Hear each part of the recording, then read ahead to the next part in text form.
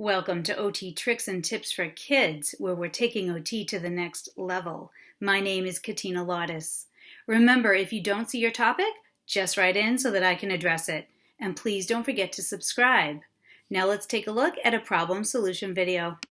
This strategy is for screeching toddlers and what you can do to help manage loud screeching, which is quite common. So one really interesting trick that can work really well is for you to start a whisper voice when your child starts screeching. So as they're screeching, you bring your voice volume down. You're trying a little bit of what we call co-regulation in an effort to help them bring their volume down. So you're modeling it and seeing if you can engage your child in whisper talk.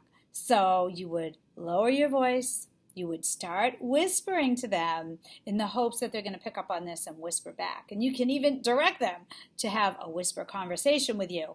So whisper talk can be a lot of fun. It's an interesting redirect strategy, and it's something that sometimes works. So click through the playlist on the screeching toddler and see which strategies make sense. You might need to rotate these strategies a lot. Again, screeching is super common. So this is just something that you might want to give a try with to see if it helps.